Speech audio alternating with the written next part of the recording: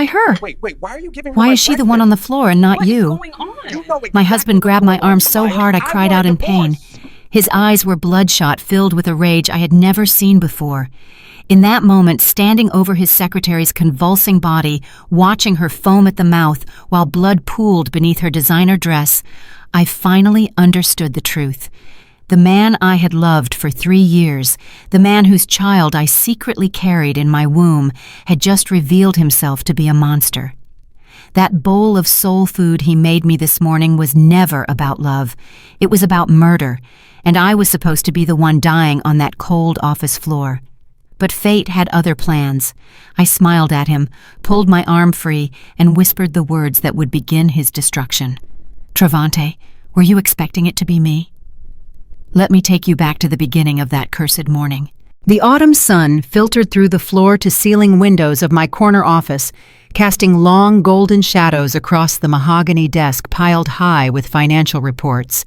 As CEO of Jenkins Property Development, a company my late father built from nothing, I had grown accustomed to arriving before anyone else. The silence of an empty office building had become my sanctuary, a place where I could think clearly without the chaos of the day pressing down on me. I had barely settled into my leather chair, reaching for the first quarterly report, when the door swung open without so much as a knock. Travante walked in carrying a pale blue thermal container I had never seen before. It was one of those expensive Japanese brands, the kind that keeps food warm for 12 hours. But what caught my attention was not the container, it was the smile on his face. A warm, radiant smile that seemed almost foreign after months of cold shoulders and distant glances. "Good morning, baby." His voice was honey smooth as he placed the container on my desk with deliberate care. "Happy 3rd anniversary. I wanted to do something special for you." I stared at him, genuinely stunned. Travante Jenkins, the man who had not remembered my birthday last month, the man who claimed he was too busy with meetings and business trips to eat dinner with me anymore, had woken up early to cook for his wife. "You cooked?" The words came out before I could stop them, laced with disbelief. He unscrewed the lid slowly, and a thick cloud of steam rose between us. The unmistakable smell of chitlins filled my office, that pungent, earthy aroma of slow-cooked pig intestines seasoned with peppers and spices. It was my grandmother's recipe, the one I had taught Travante during our first year of marriage, when everything still felt like a fairy tale. "I noticed you've been looking pale lately," he said, his voice dripping with manufactured concern. "Work is stressing you out." "I got up before dawn to make your favorite soul food. Chitlins just like your grandma used to make. Eat them while they're hot, baby. You need to get your strength back." 6 months ago, this gesture would have brought tears to my eyes. 6 months ago, I still believed in the man I married. But the Zanea sitting in that office chair was not the same naive woman who walked down the aisle in a white dress dreaming of forever. The smell hit me like a physical blow. My stomach twisted violently, and I had to grip the edge of my desk to keep from doubling over. Morning sickness. The curse of my secret, the blessing I had been hiding for 3 months. Every strong smell, every hint of something pungent or meaty sent waves of nausea crashing through my body. I had been surviving on crackers and ginger ale, terrified that Travante would discover my pregnancy before I was ready to tell him. I swallowed hard, forcing the bile back down my throat, and painted a smile on my face. "Thank you, Travante. That's so thoughtful." I pushed the container slightly away from me under the pretense of making room on my desk. "But I actually had toast at home this morning. I'm still full." Something flickered in his eyes. Surprised disappointment. It vanished too quickly for me to identify. "Toast?" He pushed the container back toward me with gentle insistence. "Baby, that's nothing. You need real food, real nutrition. I spent hours cleaning and cooking these chitlins. Don't do me like that." His words were soft, almost pleading, but I detected something else beneath the surface. A pressure, an expectation. He wanted me to eat, needed me to eat with an urgency that felt wrong. I looked into his eyes, searching for the man I fell in love with, but I found only a stranger staring back. There was calculation in those dark pupils, a patience that reminded me of a predator waiting for its prey to let down its guard. A knock on the door shattered the tension. Kitsia walked in without waiting for permission, a stack of documents clutched to her chest. She was 24 years old, hired as my husband's personal secretary 3 months ago, despite my reservations. Everything about her screamed ambition, from her perfectly applied makeup to the tight pencil dress that left little to the imagination. "Good morning, Mr. Jenkins, Mrs. Jenkins." Her eyes lingered on Travante a beat too long before sliding to the thermal container. A smile curled her glossy lips. "Oh my goodness, look at the director being so thoughtful, bringing his wife a home-cooked breakfast this early in the morning. You are so lucky, Zanaya. With a husband who's a perfect 10 like this, nobody can compete." The way she said my name, without the formal title, without the respect my position demanded, told me everything I needed to know about what happened behind closed doors when I was not around. Travante ignored her completely, which somehow felt more suspicious than if he had acknowledged her presence. He gave me a few final instructions about a meeting later that afternoon, kissed my forehead in a gesture that felt mechanical, and left the office. The moment he was gone, an idea struck me like lightning. I looked at the steaming container of chitlins, then at Kishia, who was still standing there with that hungry look in her eyes. Not hungry for food, hungry for the life she thought she could steal from me. "Kishia," I said, my voice sweet as poisoned honey. "I just ate and I'm absolutely stuffed. It would be such a shame to waste all of Travante's effort. Have you had breakfast?" Her eyes went wide with surprise, then sparkled with barely concealed delight. Are you sure, Mrs. Jenkins? This was made specially for you." "Please take it. The chitlins Travante makes are delicious and they're still warm. Consider it a thank you for all your hard work." I watched her glance toward the hallway where Travante had disappeared, checking for his reaction. When he did not return to object, she grabbed the container with both hands like it was a chest full of gold. "Well, if you insist," she said in that sugary tone that made my skin crawl. "Thank you so much, Zanaya. I'll eat every last drop. I'm sure anything the boss cooks is a meal fit for the gods." She practically floated out of my office, hugging the thermal container to her chest. I felt a wave of relief wash over me as the smell dissipated, leaving only the faint trace of nausea in its wake. I turned back to my reports, trying to focus on the numbers dancing across the pages. But something dark had taken root in my chest, a premonition I could not shake. I poured myself a glass of water and took small sips, one hand instinctively resting on my still flat stomach. 3 years of trying, 3 years of disappointment and negative pregnancy tests, 3 years of Travante's mother asking when I would give her a grandchild, her eyes full of accusation, as if my barren womb was a personal failure. And now finally a miracle. A tiny life growing inside me, completely dependent on my protection. I had not told Travante yet. Something held me back every time I opened my mouth to share the news. Maybe it was the distance that had grown between us. Maybe it was the way he looked at Kicha when he thought I was not watching. Maybe it was instinct, that primitive voice in every woman's head that whispers warnings we are too civilized to heed. About an hour later, the scream came. It was not a normal scream. Not the startled yelp of someone who had spilled coffee or stubbed their toe. This was a sound ripped from the depths of human agony, sharp and horrifying enough to freeze the blood in my veins. I leaped from my chair and ran. The common work area outside my office had descended into chaos. Employees were running in all directions, phones pressed to ears, voices overlapping in panic. But all of that faded into white noise when I saw what lay at the center of the commotion. Kicha was on the floor. Her body convulsed violently, limbs jerking in unnatural spasms that knocked over the trash can beside her desk. The thermal container lay overturned next to her chitlins, scattered across the carpet in a grotesque still life. The smell of the stew mixed with something sharper, the acidic stench of vomit. But that was not the worst part. The worst part was the blood. It spread beneath her in a growing pool, seeping from between her legs to stain her beige dress a deep, horrifying crimson. Her eyes had rolled back in her head, showing only the whites, and foam bubbled from her lips with each tortured breath. Someone was screaming for an ambulance. Someone else was crying. I stood frozen, unable to move, unable to look away from the nightmare unfolding before me. The chitlins.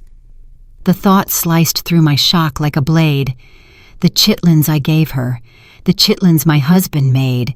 The chitlins he desperately wanted me to eat. The door to the CEO's office burst open. Travante emerged at a run, his face twisted in an expression I had never seen before. But he did not run to help Keisha. He did not call for medical assistance or try to stop the bleeding. He stopped dead in his tracks, eyes fixed on the pool of blood expanding across the floor. And then he looked at me. In that moment, I watched his face transform. Confusion became recognition. Recognition became fear. And fear became a rage so pure, so unfiltered, that I took an involuntary step backward.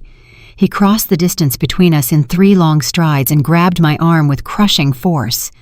"What did you do?" he hissed, his voice trembling. "Why? Why her?" The accusation in his words made no sense. Why would he be angry that his secretary was dying? Why would he look at me like I had stolen something precious from him? Unless she was not supposed to be the one on the floor. "Let go of me!" I wrenched my arm free, my voice colder than I had ever heard it. "What are you talking about, Travante? I just gave her the food you cooked, the food you wanted me to eat. What exactly did you put in those chitlins?" He paled. Actually, paled, the color draining from his dark skin until he looked almost gray. "I don't know what you're talking about." "Then why are you asking me what I did? Why do you look so disappointed that she's the one dying instead of me?" The ambulance sirens wailed from the street below, growing louder with each passing second. Travante opened his mouth, closed it, and took a step back. His hands were shaking. "You're coming to the hospital," he said finally, his voice stripped of all warmth. "This happened because of the food you gave her. Don't even think about dodging your responsibility." I watched him follow the paramedics into the elevator, and something inside me shifted permanently. The naive wife who still held on to hope, who still believed her marriage could be saved, died in that moment. In her place stood a woman who understood with crystal clarity that the man she married had just tried to kill her, and their unborn child. The hospital waiting room was a purgatory of fluorescent lights and plastic chairs. I sat in the corner, hands folded in my lap to hide their trembling, and watched my husband pace like a caged animal. He had not spoken to me since we arrived. Every few minutes he would run his fingers through his hair or check his phone with barely concealed anxiety. Once he caught me staring and shot me a look of such pure hatred that I had to remind myself to breathe. This was not the face of a worried employer concerned about his secretary. This was the face of a man watching his carefully constructed plans crumble to dust. The emergency room doors swung open, and a middle-aged doctor emerged, peeling off his surgical mask to reveal a face lined with exhaustion and something else: suspicion. Travante lunged forward. "Doctor, how is she? Is it serious? Will she be okay?" I rose slowly, approaching the doctor with deliberate calm. He looked at both of us, his gaze lingering on Travante with an intensity that made my husband shift uncomfortably. "The patient suffered acute poisoning," the doctor said, his voice carefully neutral. "She arrived just in time. We were able to stabilize her, and she's out of immediate danger." Travante's shoulders sagged with relief. "Thank God. What caused it? Food poisoning?" "No." The doctor's eyes hardened. "The cause of the severe hemorrhaging was the ingestion of a large quantity of misoprostol." The word hung in the air like a guillotine blade. "Misoprostol," the doctor continued, "is a medication used to induce uterine contractions. It's sometimes prescribed for legitimate medical purposes, but in this case, the dosage was far beyond therapeutic levels. This was deliberate poisoning, Mr. Jenkins, not an accident." Travante staggered backward as if he had been struck. "We've already contacted the police," the doctor added. "They'll be here shortly to begin their investigation." As if summoned by his words, 2 uniformed officers appeared at the end of the hallway. They approached with the grim efficiency of men who had seen the worst of humanity and expected nothing better. I watched Travante's face cycle through emotions like a slot machine. Panic, calculation, and finally a desperate determination that made my blood run cold. He turned to the officers before they could even introduce themselves, jabbing a finger in my direction. "Officers, you need to investigate this thoroughly. I prepared that stew for my wife this morning, but she had the container in her office for over an hour before giving it to Miss Kesia. I suspect my wife, out of jealousy, put something in the food. She's always been paranoid about other women around me." The accusation hit me like a physical blow. Of course he would try to pin this on me. If I had eaten the chitlins and collapsed, it would have looked like a tragic accident. Since someone else ate them, he needed a scapegoat. And who better than the wife he was already planning to dispose of? I met the older officer's eyes and spoke with a calm I did not feel. "I have no motive to harm Miss Kesia. I barely know her. But I would like to know why a stew my husband claims he prepared out of love for me contained a drug specifically designed to cause miscarriage." The officer's eyebrows rose slightly. "Miscarriage." I nodded, my hand instinctively moving to my stomach. "Misoprostol causes violent uterine contractions. It terminates pregnancies. That's what it's designed to do." The doctor cleared his throat. "There's something else you should know." We all turned to him. "The patient, Miss Kesia, was 6 weeks pregnant. The drug caused such severe contractions that—" He paused, his professional demeanor cracking just slightly. "The fetus did not survive." The world tilted on its axis. I heard Travante make a sound something between a gasp and a moan. His legs gave out, and he collapsed into one of those awful plastic chairs, head in his hands. 6 weeks pregnant. His secretary was pregnant, with his child, and he had killed it himself. The irony was so bitter, so perfectly cruel that I almost laughed. He had prepared that poison for me, planning to murder our baby and pass it off as a miscarriage. Instead, through a twist of fate and my morning sickness, he had murdered the child he did not even know existed. The officers exchanged glances. The older one closed his notebook and addressed Travante with new steel in his voice. "Mr. Jenkins, we're going to need you to come down to the station for further questioning. There are some inconsistencies in your statement that require clarification." Travante's head snapped up. "Inconsistencies? I told you I made the food at home this morning and brought it directly to the office. If there was poison in it, my wife must have added it later. Check the security cameras, check her office." "We intend to," the officer replied. "We'll also be checking the security cameras in your home kitchen, as well as your car's dash cam, standard procedure." I saw the exact moment Travante realized his mistake. Insisting that he was the only one who prepared the food might have cast suspicion on me if I had eaten it and died. But now, with forensic analysis that could determine when the drug was added, his insistence only pointed the finger squarely at himself. The younger officer stepped forward with handcuffs, but the older one shook his head slightly. "Not yet. They did not have enough evidence for an arrest, but they had enough for suspicion, and in that hospital hallway under those harsh fluorescent lights, everyone could see the truth written across Travante's face. Guilt. Pure, unmistakable guilt. They led him away for questioning, and I sank into a chair, suddenly exhausted beyond measure. My hand found my stomach again, cradling the tiny life that had survived where another had not. "I'm sorry," I whispered, though I was not sure who I was apologizing to. The baby I was protecting. The baby that had been lost. The naive woman I used to be, who would have eaten those chitlins without a second thought if morning sickness had not intervened. A nurse approached me with a cup of water and a gentle smile. "Mrs. Jenkins, are you all right? You look very pale." I took the water gratefully. "I'm fine, just processing." She hesitated, then sat in the chair beside me. "I shouldn't say this, but I've seen cases like this before. The way your husband reacted when he saw Miss Kesia on the floor, asking why it was her instead of you." She shook her head. "That's not how an innocent man acts." "I know. You should be careful. Men like that, when their plans fall apart, they become desperate, dangerous. I looked at her, this stranger, who had shown me more concern in 5 minutes than my husband had shown in months. "Thank you. I intend to be very careful." She nodded and left me alone with my thoughts. The police kept Travante at the station for 4 hours before releasing him pending further investigation. By the time I returned to the office, the sun had set and the building was nearly empty. Crime scene tape still cordoned off the area around Kisia's desk, and the stain on the carpet looked black in the dim light. I went directly to my office and locked the door. Amani was waiting for me. She was my assistant, had been since the day I took over as CEO 3 years ago. More than that, she was my friend, perhaps the only person in this building I could truly trust. Her dark eyes were full of concern as I entered. "I heard what happened," she said.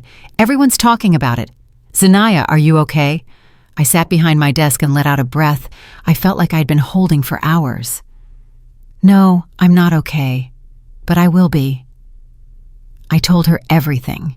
The chitlins, the nausea, the way Travante looked at me when he realized Kichia had eaten the poisoned food instead of his intended target. By the time I finished, Amani's face had cycled through shock, horror, and finally a cold fury that matched my own. "That monster," she whispered. "He tried to kill you. And the baby." "Yes. What are you going to do?" I leaned back in my chair and looked at the city lights sparkling outside my window. What was I going to do? Run to the police with accusations I could not prove, confront Travante, and give him the chance to destroy whatever evidence remained, cry and play the victim while he constructed his alibi? No. "I'm going to destroy him," I said quietly. "But I'm going to do it right. I need evidence, Amani. Solid, irrefutable proof that he planned this. The police will investigate, but they don't know him like I do. They don't have access to the things we have access to." Amani nodded slowly. "The security cameras, the financial records. I can pull everything without raising suspicion." "Do it. I want footage from the parking garage, the hallways, everywhere Travante went this morning. There's an hour missing between when his car entered the garage and when he came to my office. I want to know what he was doing during that time." "Consider it done." She turned to leave, then paused at the door. "Zanaya, does he know about the baby?" I shook my head.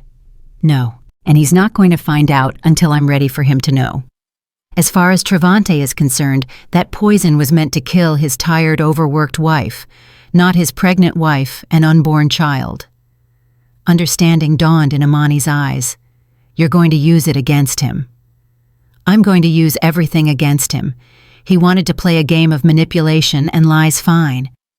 But he forgot one crucial thing." "What's that?"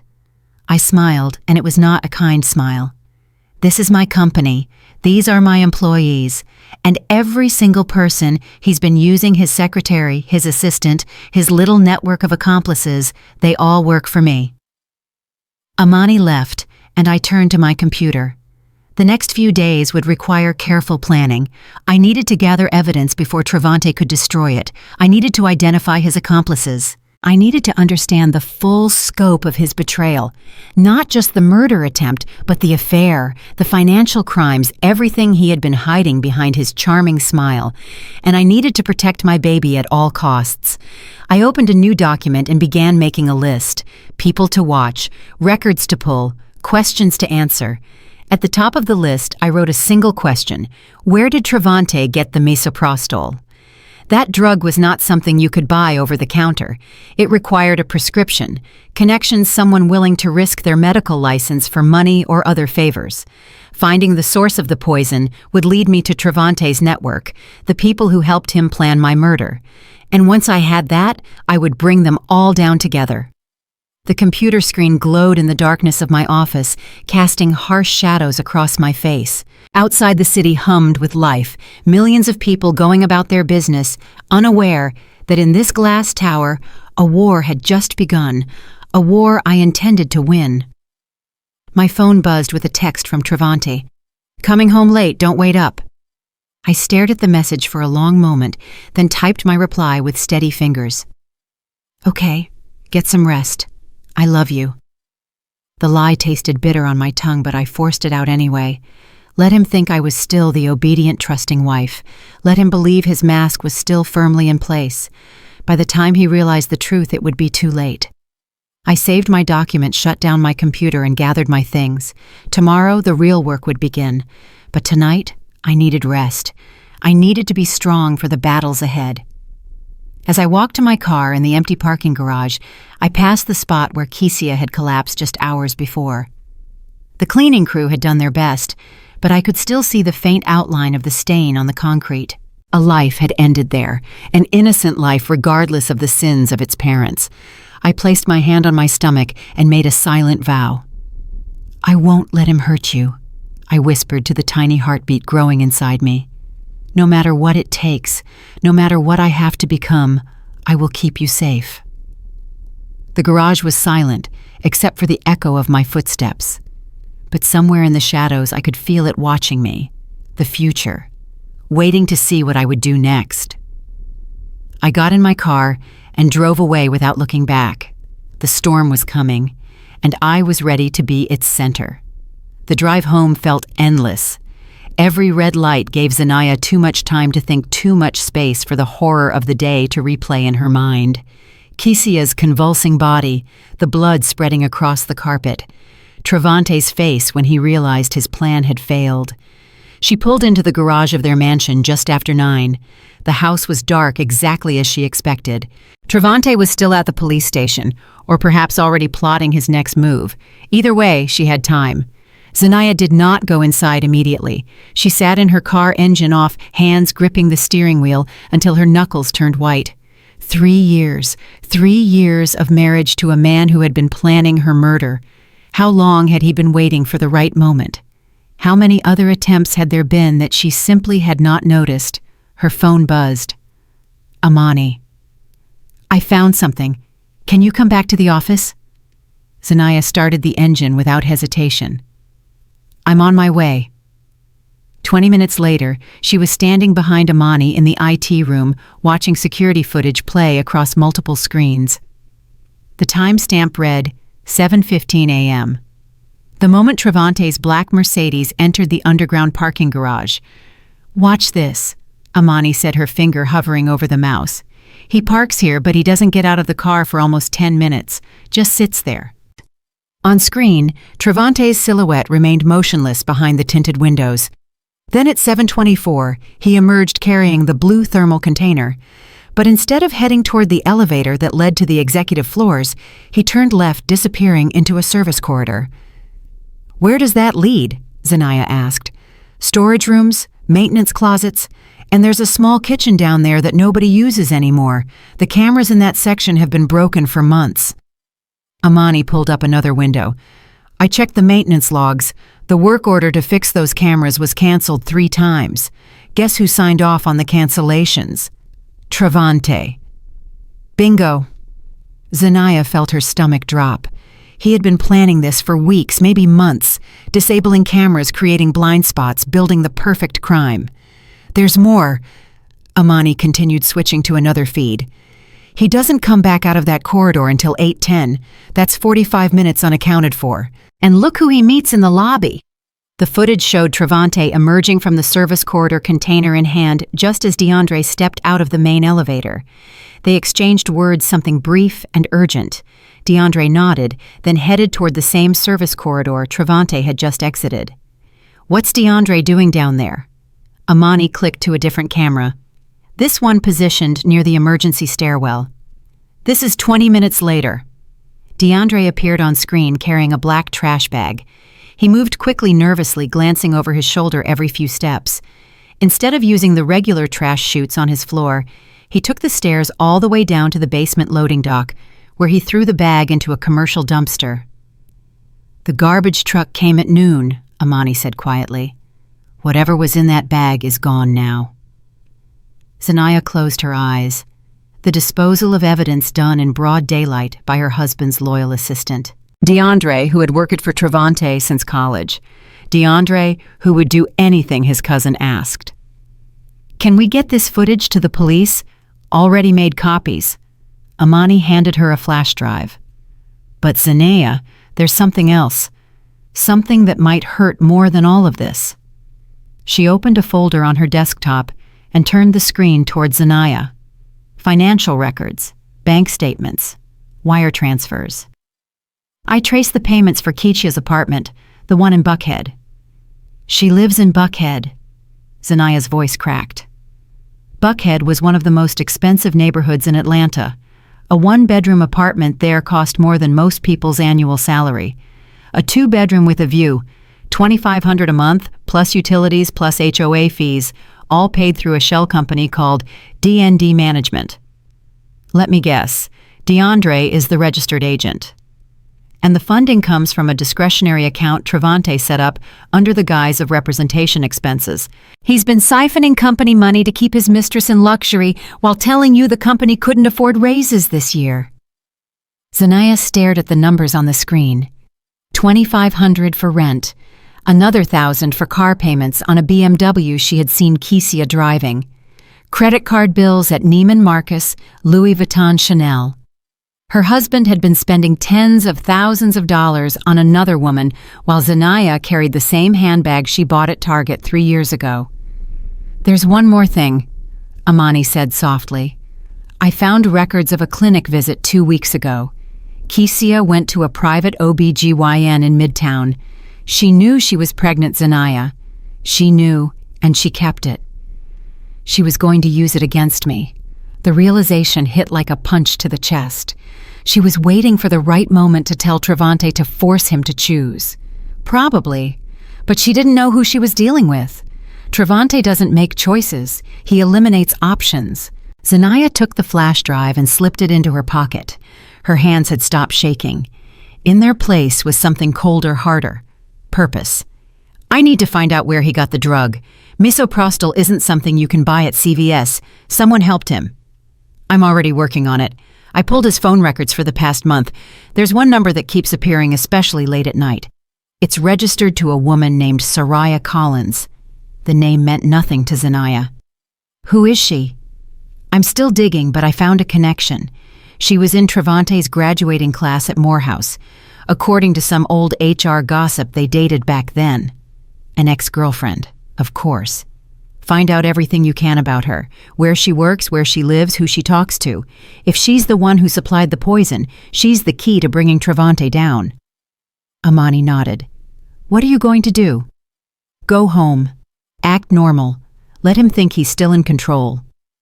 Zanaya paused at the door. Thank you, Amani, for everything. I know this is dangerous. That man tried to kill you and your baby. Danger is the least of my concerns. Amani's eyes were fierce. We're going to bury him, Zanaya, together. The house was still dark when Zanaya returned, but this time, Travante's car was in the garage. She found him in the living room, sprawled on the leather sofa with a glass of whiskey in his hand. He looked up when she entered, and for a moment, his mask slipped. She saw the fear beneath it, the calculation, the desperate search for an angle. You're back, he said, his voice carefully neutral. I thought you'd stay at your mother's tonight. Why would I do that? She set her purse on the entry table and walked toward the kitchen. This is my home. After everything that happened today, I thought you might want space. Space from what my husband who spent the morning at a police station or the chaos at the office that wasn't my fault. She poured herself a glass of water, watching his reflection in the window above the sink. He had sat up straight, her whiskey glass frozen halfway to his lips. About that, he said slowly. The police are going to want to talk to you again tomorrow. I think we should get our stories straight. Our stories? She turned to face him, letting just enough confusion show on her face. Travante, I don't have a story. I received the food you made, I couldn't eat it because I wasn't hungry, and I gave it to Keisha. That's the truth. Yes, but they might try to twist things, make it seem like you had motive. Motive to poison your secretary? Why would I do that? He stood up and crossed the room toward her, close enough that she could smell the whiskey on his breath. People talk, Zanaya. They say things. Some people might think you were jealous. Jealous of what? His jaw tightened almost imperceptibly. Nothing, just rumors, office gossip. She held his gaze, letting the silence stretch between them. letting him wonder how much she knew, how much she suspected. Finally, she softened her expression and reached up to touch his cheek. "I'm your wife, Travante. I trust you. If you say there's nothing to be jealous of, I believe you." Relief flooded his features. He pulled her into an embrace, and she forced herself not to recoil from his touch. His arms around her felt like snakes, cold and constricting. "That's my girl," he murmured against her hair. "We're going to get through this together, I promise." She closed her eyes and thought of the baby growing inside her, the baby he tried to murder, the baby he would never know existed until she was ready to destroy him with the truth. "I know we will," she whispered back. "I know." The next morning, Zanaya arrived at the office before dawn. Amani was already there, dark circles under her eyes, but determination burning bright. "I found her," Amani said without preamble. "Soraya Collins. She's a pharmaceutical sales representative for Morrison Labs, specializes in women's health medications, including misoprostol. She has access to samples, prescription pads, everything. And here's the kicker." Amani pulled up a photo on her screen. She's gorgeous, like model gorgeous. And according to her social media, she's been single for the past 2 years, right around the time she reconnected with a certain Morehouse alum at a college reunion. Zanaya studied the photo. Soraya was stunning, the kind of woman who turned heads in every room she entered. Long legs, perfect skin, the confident smile of someone who always got what she wanted. "You think they're having an affair?" "I think Travante collects women like other men collect cars." Kichya was the current model, but Soraya was the classic he never quite got over. "Look at this." She pulled up phone records. The calls between Travante and Soraya had started 6 months ago, around the same time he began pulling away from Zanaya. They spoke almost every night, sometimes for hours. The night before the poisoning, they talked for 43 minutes. And look at this text exchange.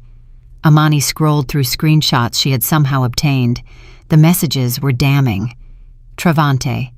"Did you get it, Saria? Package ready. D will pick up tomorrow morning." Travante. "Make sure it's enough. I don't want any mistakes." Saria. "Trust me, baby. After this we can finally be together." Zanaya's blood ran cold. They had been planning her murder together. A convenient miscarriage, a grieving husband, and then Travante would be free to pursue his perfect life with his pharmaceutical princess. "There's something else," Amani said quietly. "I talked to an old friend in HR this morning. She told me something interesting about Soraya's history with Travante." "What?"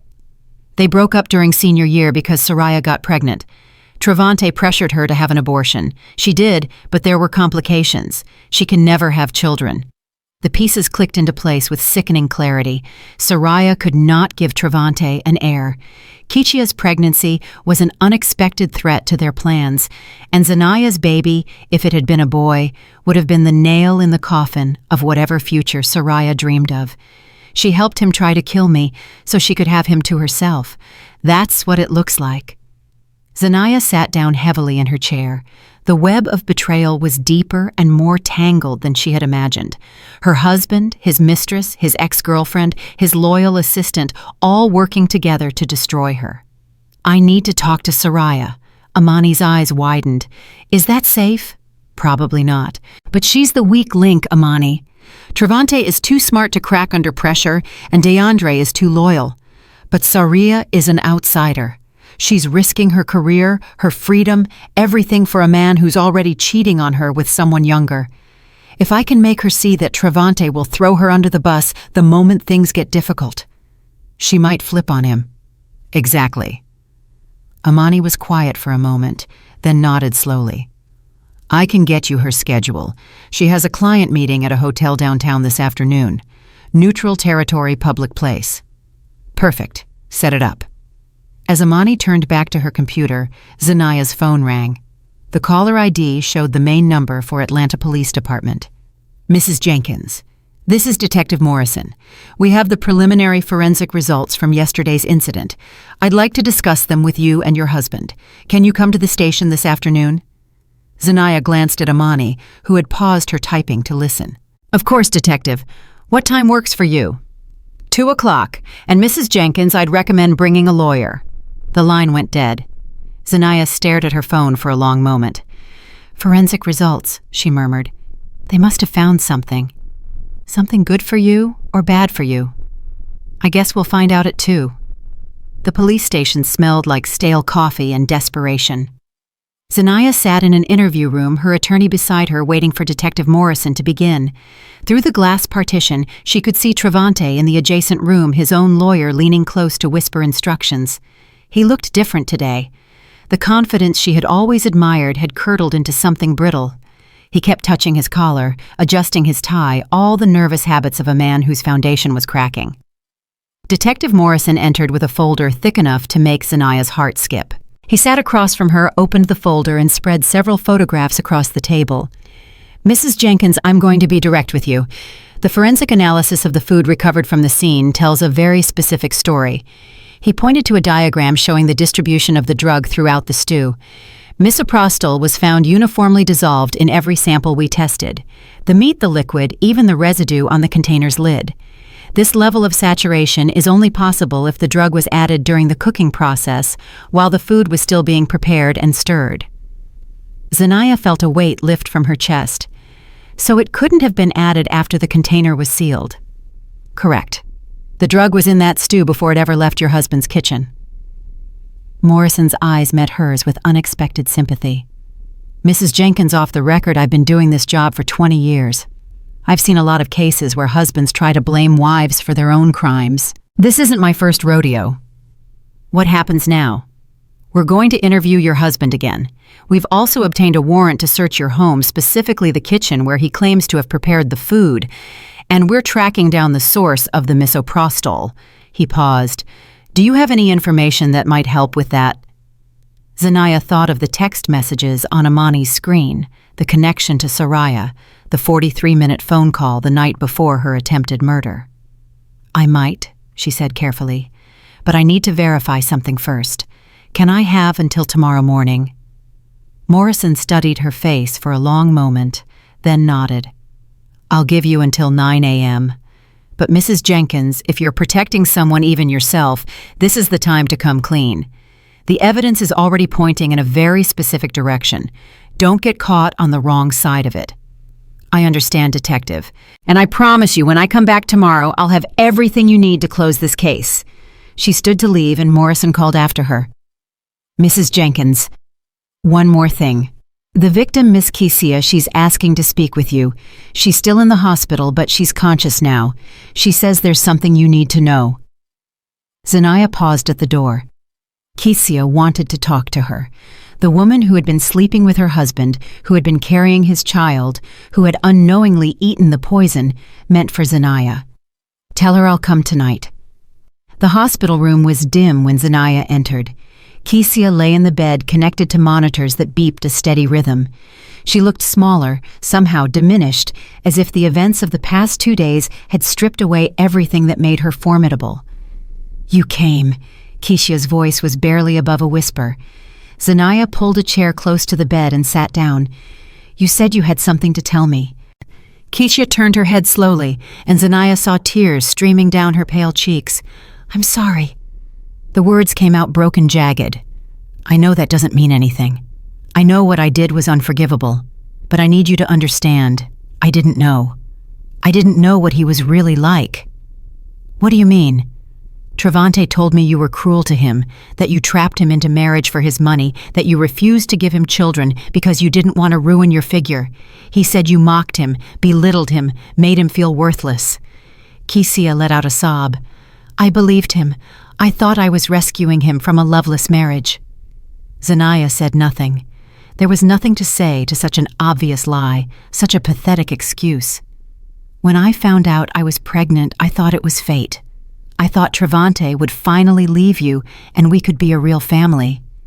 Keisha's hand moved weakly to her stomach. "But then yesterday, after I woke up here, after the doctor told me what happened, one of the nurses showed me something." She reached for her phone on the bedside table, fumbling with weak fingers until she found what she was looking for. "Look at this." Zanaya took the phone. On the screen was a photo of Travante with another woman. Not Keisha. Someone else. Someone Zanaya had never seen before. They were at a restaurant, heads close together, his hand resting possessively on her thigh. "That was taken 3 weeks ago," Keisha whispered, "while he was supposedly on a business trip to Miami. The nurse recognized her. It's a girl from her church. Travante's been seeing her for 2 months." Another woman. While he was cheating on Zanaya with Keisha, he was also cheating on Keisha with someone else. "He doesn't love anyone," Keisha continued, her voice cracking. "He uses people. He used me to feel powerful, to feel desired. And when I got pregnant, when I became inconvenient, he decided to get rid of you along with me." Keisha's face crumpled.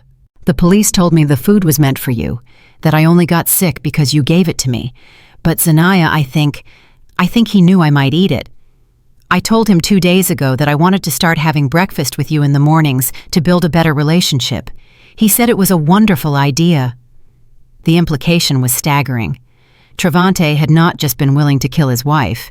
He had been hoping to kill his mistress too. 2 birds, 1 poisoned stew. "Do you have any proof?" Zanaya asked quietly. "Messages, recordings, anything that shows what he was planning." Keisha shook her head miserably. "He always made me delete our conversations, said it was for both our protection. But there's someone else who might. DeAndre. He handles everything for Travante. If there's evidence anywhere, DeAndre has it." "DeAndre is loyal to Travante. DeAndre is terrified of going to prison." Keisha met Zanaya's eyes with sudden intensity. "Talk to him. Show him the evidence is piling up. Make him understand that Travante will sacrifice anyone to save himself. DeAndre isn't evil, Zanaya. He's just weak, and weak men break when they're cornered."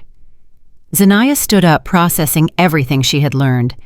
At the door, she paused and looked back at the broken woman in the hospital bed. "The doctor said you can never have children now."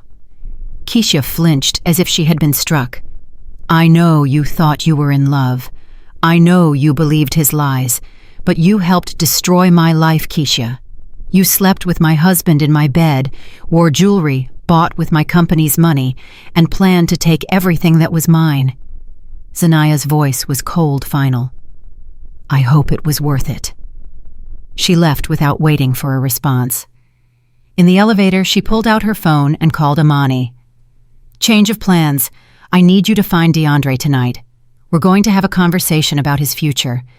DeAndre lived in a modest apartment complex on the outskirts of the city, the kind of place where nobody asked questions and everybody minded their own business. Zanaya found him in the parking lot at 11 that night, fumbling with his keys, jumping at shadows. "DeAndre." He spun around so fast he dropped his keys. When he saw Zanaya standing under the flickering streetlight, his face went white as chalk. "Mrs. Jenkins, what are you doing here? We need to talk." "I don't have anything to say to you." He bent to pick up his keys, hands shaking so badly he could barely grip them. "Whatever Travante told you, I was just following orders. I didn't know what was in that bag. I didn't know anything."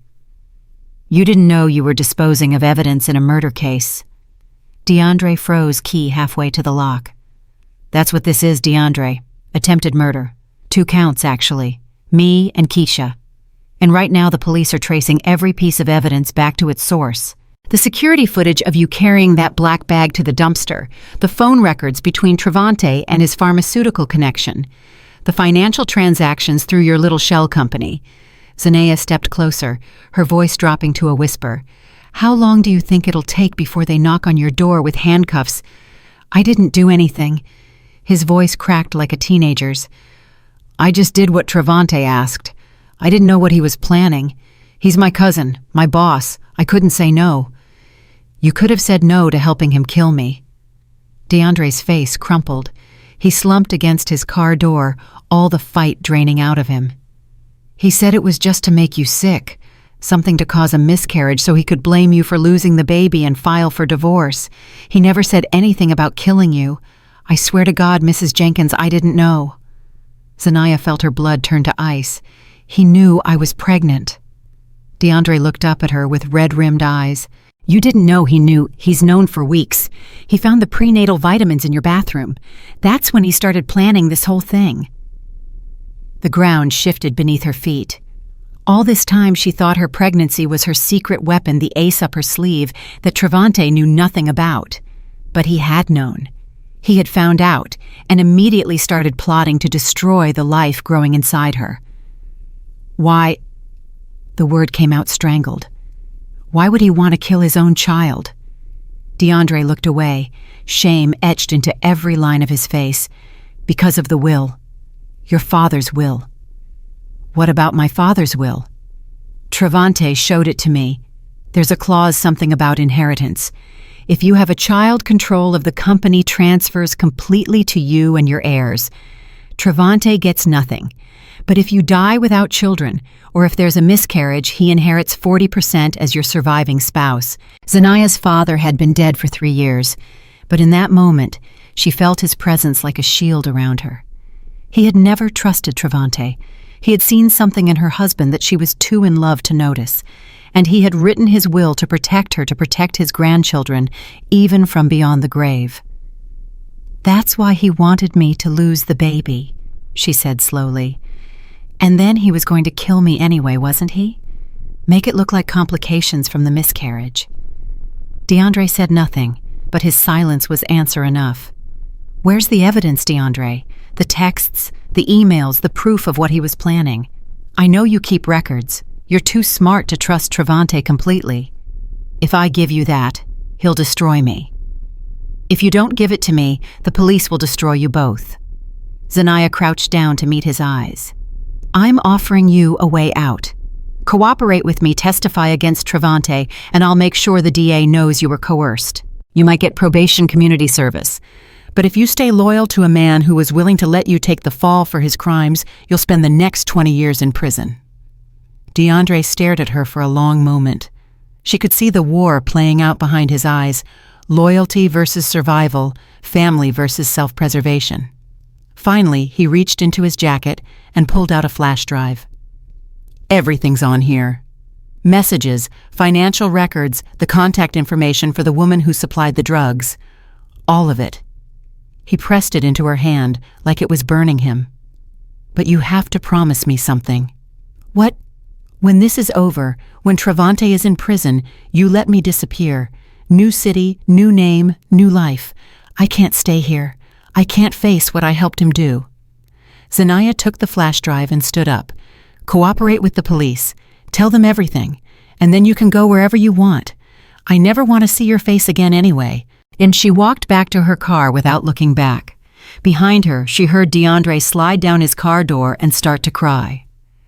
Amani was waiting at the office when Zanaya arrived at midnight. They plugged in the flash drive together, watching as folder after folder of damning evidence opened on the screen. Oh my God, Amani breathed. He documented everything. It was all there. Text conversations between Travante and Soraya planning the poisoning. Bank transfers showing payments for the misoprostol. A detailed timeline of Travante's affair with Kicha, including the moment he found out she was pregnant and started planning to eliminate both women at once. But the most devastating file was a voice memo recorded 3 days before the poisoning. Travante's voice filled the room, casual and cold. The plan is simple. Zanaya eats the chitlins, has a violent miscarriage, loses the baby. I play the devastated husband, rush her to the hospital. Maybe she survives, maybe she doesn't. Either way, I'm free. If she lives, I divorce her for emotional trauma. If she dies, I inherit and marry Soraya within a year. Win-win. A second voice female laughed softly. Soraya. And what about Kesia? She's getting clingy, talking about keeping the baby, forcing you to choose. Kesia is handled. I told her I'd leave Zanaya if she got pregnant. Now she's pregnant, and she thinks I'm going to make her my wife. She doesn't know the chitlins are for her, too. If Zanaya doesn't finish them, Kesia definitely will. That girl eats anything I give her. You're evil, Travante. That's why I love you. I'm practical. There's a difference. The recording ended. Zanaya sat frozen, tears streaming down her face. She had suspected the truth, but hearing it confirmed in her husband's own voice was something else entirely. The casual cruelty, the complete lack of remorse, the way he laughed about murdering 2 women and 2 unborn children. Zanaya. Amani's voice was gentle. We have everything we need. We can go to the police right now. Not yet. Zanaya wiped her tears with the back of her hand. I need to talk to Soraya first. I need to know everything before I bring this to the detective. Is that safe? She helped plan your murder. Which is exactly why she'll cooperate. Right now, Soraya thinks she's going to ride off into the sunset with Travante. She doesn't know about the other women, the other affairs. She doesn't know he recorded their conversation and kept it as insurance in case she ever turned on him. Zanaya's voice hardened. I'm going to show her exactly what kind of man she sold her soul for. The coffee shop was nearly empty when Zanaya arrived the next morning. She had chosen a place with security cameras on every corner, a public space where Soraya would be forced to maintain composure no matter what she heard. Soraya walked in at exactly 10 o'clock, dressed to kill, in a wine-colored dress that probably cost more than most people's monthly rent. She moved through the room like she owned it, confidence radiating from every step. Zanaya Jenkins. She slid into the seat across from Zanaya with a predatory smile. I have to admit I was surprised to get your message. What could the neglected wife possibly want to discuss with her husband's friend? Cut the act, Soraya. I know everything. Everything. Soraya laughed, a light tinkling sound that set Zanaya's teeth on edge. I doubt that. But please enlighten me. What exactly do you think you know? Zanaya pulled out her phone and pressed play. Soraya's own voice filled the space between them. You're evil, Travante. That's why I love you. The color drained from Soraya's face so fast, Zanaya thought she might faint. She lunged for the phone, but Zanaya pulled it back out of reach. Where did you get that? Soraya hissed, all pretense of composure gone. From Travante's personal files. He recorded all your conversations, Soraya. Every late-night call, every text about the misoprostol, every promise he made about your future together. He kept it all as insurance in case you ever became inconvenient. That's impossible. He loves me. We're going to be together. The way he loved Keisha, the way he loved the girl from the church he's been seeing for the past 2 months. Zanaya slid a photograph across the table, the same one Keisha had shown her. Travante doesn't love anyone, Soraya. He uses people until they're no longer useful, and then he disposes of them. Soraya stared at the photograph, her perfectly manicured fingers trembling. That recording I just played, it's going to the police this afternoon, along with the text messages, the financial records, and the testimony of DeAndre and Keisha. The case against Travante is airtight.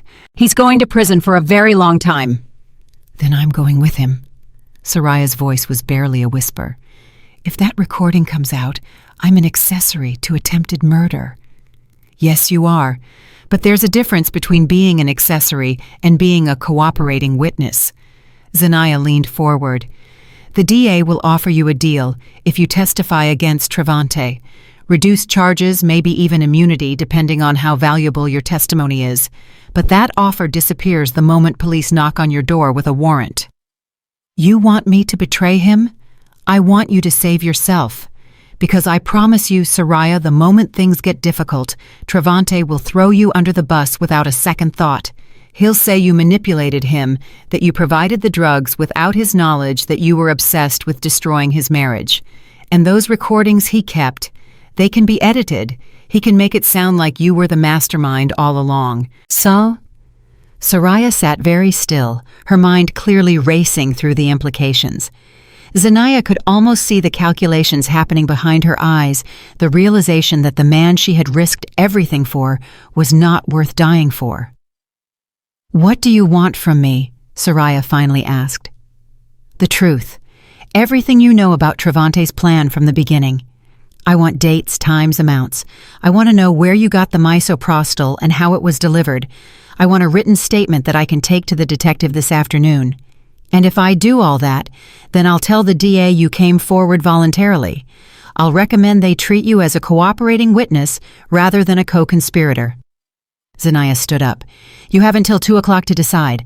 After that, I'm going to the police with or without your help. She walked out of the coffee shop without looking back, her heart pounding against her ribs. Behind her, she heard Soraya calling her name, but she didn't stop. The next move was Soraya's to make. The call came at 1:45. I'll do it. Soraya's voice was hollow, defeated. I'll give you everything, but I need protection, Zanaya. If Travante finds out I'm cooperating before he's arrested, he'll kill me. Meet me at my lawyer's office in 1 hour. We'll take your statement there and go directly to the police station. 1 hour. I'll be there. Zanaya hung up and allowed herself a small smile. The pieces were falling into place. Detective Morrison's eyes went wide as Zanaya and her lawyer spread the evidence across his desk. The recordings, the financial documents, DeAndre's testimony, and now Soraya's sworn statement describing in detail how she had obtained the misoprostol at Travante's request. Mrs. Jenkins, Morrison said slowly, you've done our job for us. I had motivation. I can see that. He picked up the voice memo transcript and read through it again. This is more than enough for an arrest warrant. Multiple counts of attempted murder conspiracy, financial fraud. He looked up at her. Your husband is going away for a very long time. When will you arrest him? Tonight, if the judge signs off on the warrant, which he will give in this evidence. Morrison hesitated. Mrs. Jenkins, I have to ask, where will you be when this happens? Do you need protective custody? Zanaya shook her head. I'll be at home. I want to watch them take him away in handcuffs. I want him to see my face when he realizes everything he built has crumbled. That's not advisable. He might become violent when cornered. Let me worry about that, detective. Just make sure you bring enough officers. She stood up and extended her hand. Morrison took it, his grip firm with respect. You're a remarkable woman, Mrs. Jenkins. Most people in your position would have fallen apart. I have someone to protect. Her hand moved instinctively to her stomach. That changes everything. The house was quiet when Zanaya returned that evening. Travante was in his study, hunched over his laptop, probably trying to coordinate his rapidly collapsing alibi. He barely looked up when she walked in. You're home early, he muttered. I thought we could have dinner together, like old times. He finally raised his head, suspicion flickering in his eyes. What's the occasion? Does there need to be an occasion for a wife to want to spend time with her husband? Travante studied her face, searching for the trap.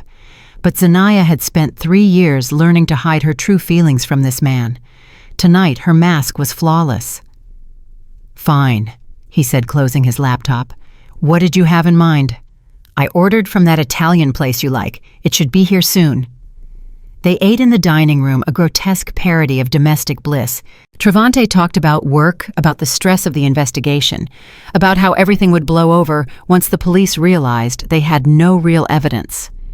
DeAndre's handling the cleanup, he said confidently. And Soraya knows better than to talk. We'll be fine, baby. Trust me. Zanaya smiled and nodded all while watching the clock. 9:30, 9:45, 10:00. At 10:15, headlights swept across the front windows, multiple vehicles pulling into the driveway in quick succession. Travante frowned and stood up. Who the hell is that? The doorbell rang. Then came the pounding. Atlanta Police Department opened the door. Travante's face went gray. He spun toward Zanaya, and in that moment he knew. She saw the realization crash over him like a wave, followed immediately by a rage so intense it twisted his features into something monstrous. You! The word came out like a curse. What did you do? I protected myself, and our baby. What baby? You lost the baby. That's what was supposed to happen. No, Travante. I didn't lose anything. Zanaya stood up, her hand resting on her stomach. I'm still pregnant. 3 months now, and our child, the one you tried to murder, is perfectly healthy. The pounding on the door intensified. Police, open up now. You're lying. Travante's voice shook. You can't be pregnant. The Chitlins were supposed to kill me and our baby, I know. I heard the recording. Maybe she survives, maybe she doesn't. Either way, I'm free. Those were your exact words. Travante lunged at her hands, reaching for her throat. But before he could close the distance, the front door exploded inward. Officers flooded the room, weapons drawn, shouting commands. "Get on the ground! Get on the ground, now!" Travante struggled, screaming obscenities, as 3 officers wrestled him to the floor. Zanaya stood perfectly still, watching as they forced his arms behind his back and snapped the handcuffs into place. "Travante Jenkins, you're under arrest for 2 counts of attempted murder conspiracy to commit murder and financial fraud. You have the right to remain silent." They hauled him to his feet. He was still screaming, spit flying from his lips, veins bulging in his neck. "This isn't over. You hear me, Zanaya? This isn't over. I'll destroy you. I'll take everything." Zanaya walked toward him, slowly stepping over the shattered remains of the door. She stopped close enough to see the fear beneath his rage, the desperation of a man watching his empire collapse. "You already tried to destroy me, Travante. You tried to kill me and our child. But we're both still here, and you're the one who's going to prison." She leaned closer, her voice dropping to a whisper that only he could hear. "By the way, the baby is a girl. My father's legacy continues through her. You get nothing." The last thing she saw before they dragged him out the door was the look on his face. Complete, utter devastation. After the police left, Zanaya sat alone in the wreckage of her living room. The front door hung off its hinges. Furniture had been knocked over in the struggle. The dinner plate still sat on the table, food growing cold. She should have felt triumphant. She should have felt vindicated, relieved, free. Instead, she felt hollow. 3 years of marriage, 3 years of building a life with someone, and it had all been a lie. The man she loved had never existed. He was just a mask worn by a monster. Her phone rang. "Amani. I saw the news. They're saying Travante Jenkins was arrested on multiple felony charges. Are you okay?" "I don't know." Zanaya's voice was barely a whisper. "I think I'm in shock." "Do you want me to come over?" "No. I need to be alone for a while. I need to process everything." "Okay. But I'm here if you need me. Anytime, day or night." "I know. Thank you, Amani, for everything." She hung up and sat in the silence, hand resting on her stomach. The baby kicked a soft flutter of movement that made tears spring to her eyes. "We did it, sweetheart," she whispered. "We survived." But surviving was only the beginning. Tomorrow there would be lawyers and court dates and a media circus that would consume her life for months. Tomorrow she would have to face the aftermath of destroying her husband and exposing the rot at the heart of her company. Tomorrow she would have to be strong for everyone who was counting on her. But tonight she could be weak. Tonight she could cry for the marriage she had lost, for the innocence that had been shattered, for the future she had dreamed of, that would never come to pass. Zanaya curled up on the couch, surrounded by the ruins of her old life, and let the tears fall.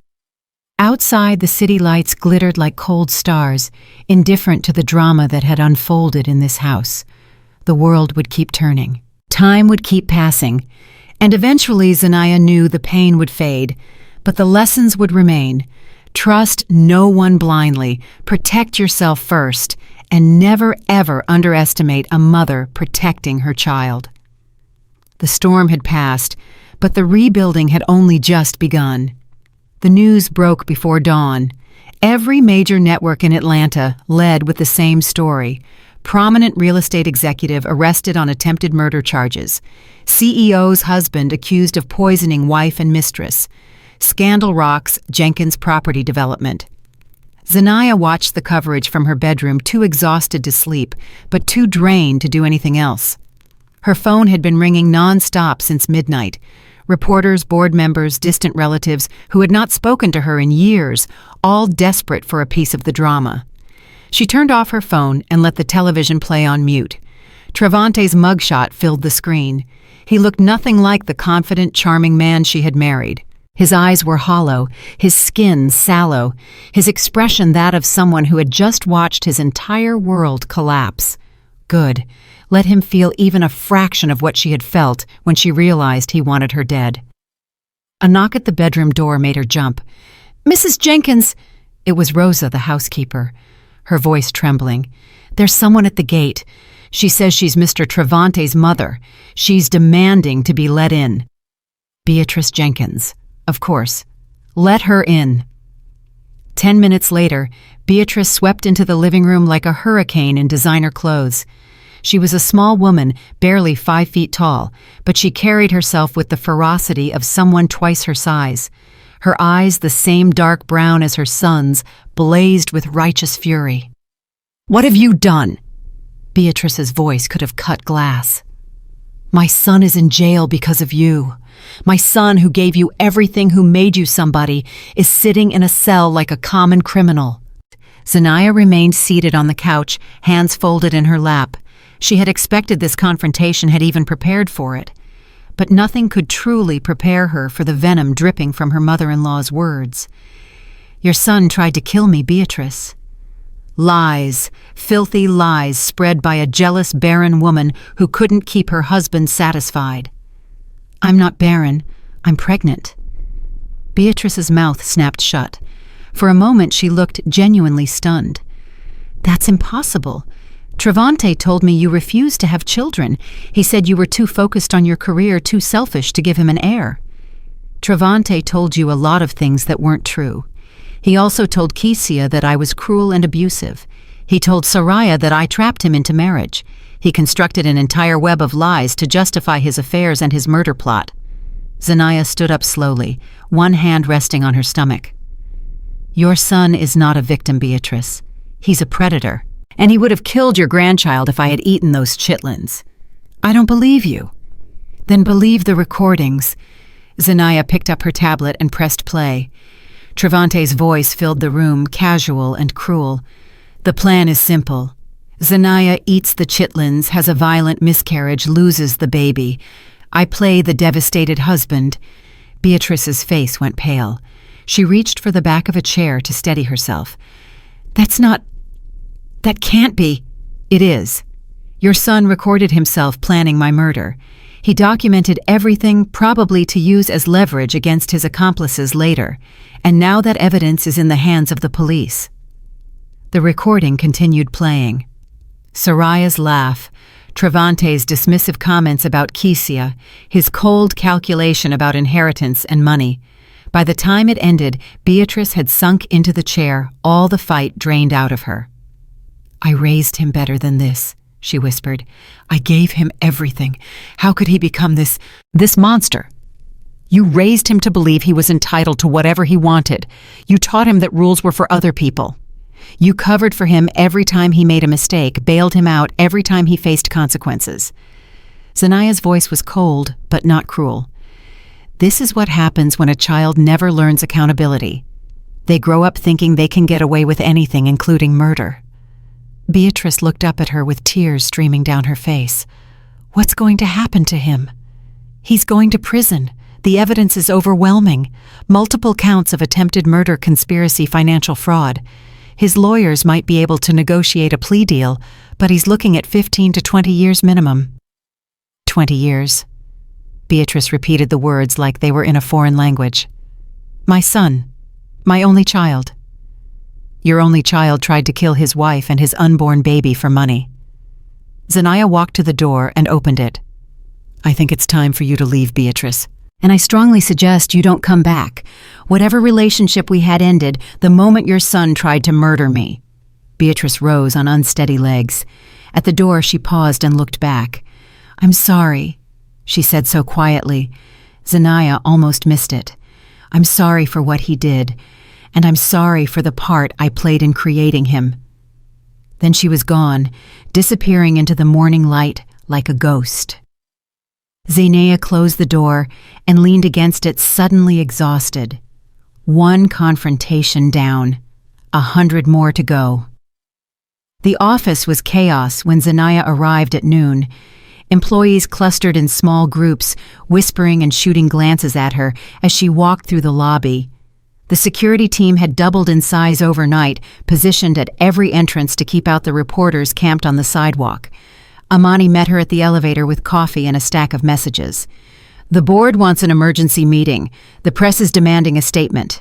3 of our biggest clients called to express concerns about their projects, and HR is asking what to do about the employees who were loyal to Travante. Schedule the board meeting for 2 o'clock. Draft a press release acknowledging the situation and assuring stakeholders that company operations are unaffected. Call each client personally and guarantee them that their projects will be completed on time. And tell HR that anyone who helped Travante embezzle money or cover up his crimes will be terminated immediately. Everyone else keeps their jobs. Amani scribbled notes furiously. Anything else? Yes. Find out when Keisha's mother is arriving. I need to speak with her before the media does. She got in last night. I booked her a room at the Marriott downtown. Good. Arrange a car to bring her here this afternoon. And Amani... Zanaya paused at her office door. Thank you. I couldn't have survived this without you. You would have found a way. You're the strongest person I know. Zanaya managed a small smile. I don't feel strong. I feel like I'm holding myself together with tape and prayers. That's what strength looks like sometimes. The board meeting was brutal. 12 people seated around a mahogany table, all of them demanding answers Zanaya did not have. How long had Travante been embezzling? How much money was missing? What was the company's legal exposure? Would there be shareholder lawsuits? Zanaya answered each question as honestly as she could. Yes. Travante had been stealing from the company for at least 2 years. The preliminary audit suggested somewhere between $3 and $5 million had been siphoned through fake consulting contracts and inflated expenses. The company's lawyers were already working with prosecutors to limit exposure. And yes, there would probably be lawsuits, but the evidence clearly showed that Zanaya had been a victim, not a conspirator. The question now is leadership, said Marcus Webb, the oldest board member and the one who had known Zanaya's father the longest. This company needs stability. We need someone at the helm who can guide us through this crisis. I agree, Zanaya said, which is why I'm formally requesting that the board confirm me as permanent CEO. I've been running day-to-day operations for the past 3 years while my husband focused on his schemes.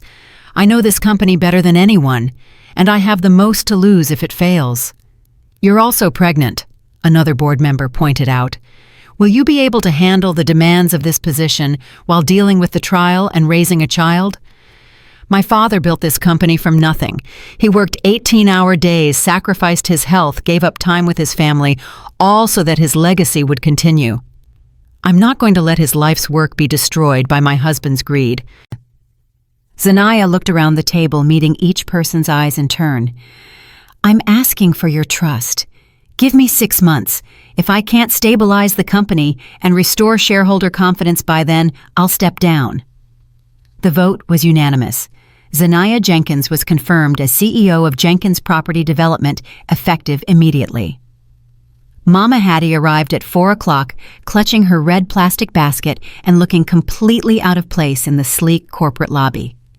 She wore the same worn dress she had been wearing when Zanaya first met her at the hospital, the same old sneakers, the same expression of bewildered grief.